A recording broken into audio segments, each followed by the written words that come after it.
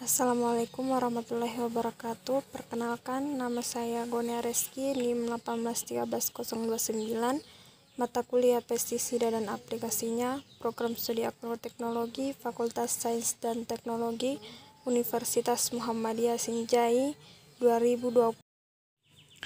Pengaruh penggunaan pestisida pada gulma, penyerbuk dan aktivitas mikroba di Nzoia Sugar Basin, Kenya Barat. Keanekaragaman tanaman berbunga, penyerbuk, dan aktivitas mikroba dinilai di 5 peternakan Nzoia Sugar Company dan 1 pertanian outgrower di Kenya Barat.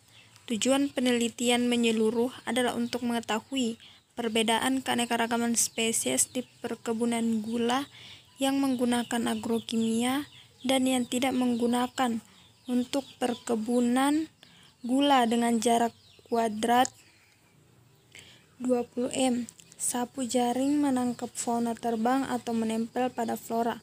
Aktivitas mikroba dinilai setelah aplikasi 2,4-D dan hexazinon di tanah dari outgrow farm, di mana herbisida ini belum pernah diterapkan sebelumnya. Aktivitas mikroba dinyatakan sebagai konsentrasi farmazan setelah penurunan trifeniltetrazolium klorida dalam uji aktivitas dehidragenase atau total. Keanekaragaman hayati konservasi.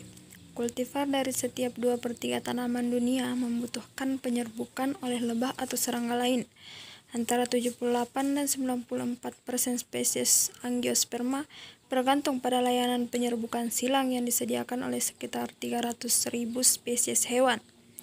Di antara banyak ancaman yang ditimbulkan pertanian terhadap penyerbuk, yaitu perubahan penggunaan lahan, hilangnya fragmentasi habitat, pengenalan organisme praktik pertanian modern, penggunaan pestisida, dan lain-lain.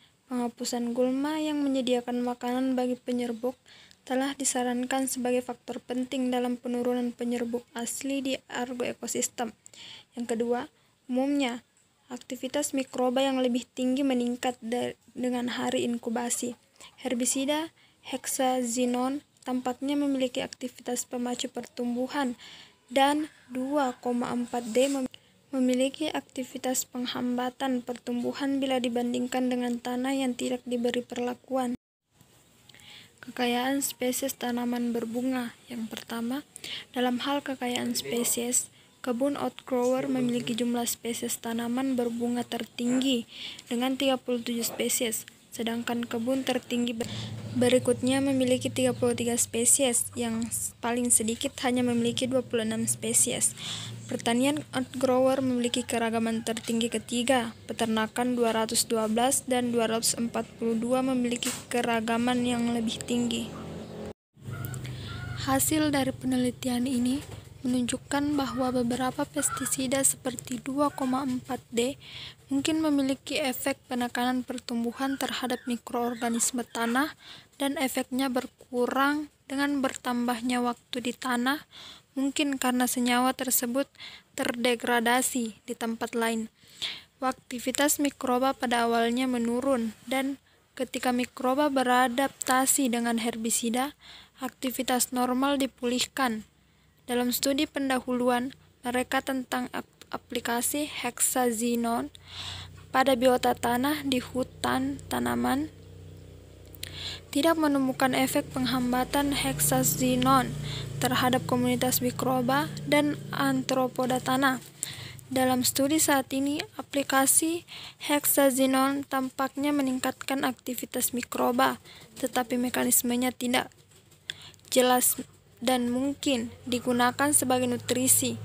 Jenis tumbuhan berbunga yang ditemukan di daerah penelitian, sebanyak 114 spesies tanaman diidentifikasi dalam penelitian ini daerah setelah pengambilan sampel.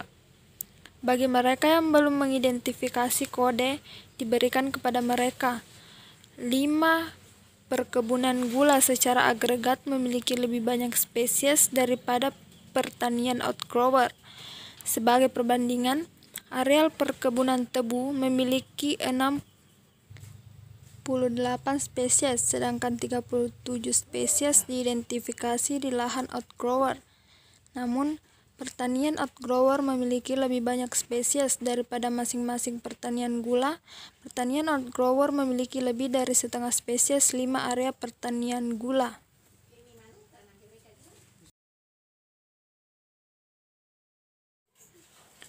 Kesimpulan, gulma dan tanaman yang tumbuh di dekat pertanian monokultur bertindak sebagai perlindungan bagi penyerbuk ketika tanaman tidak berbunga.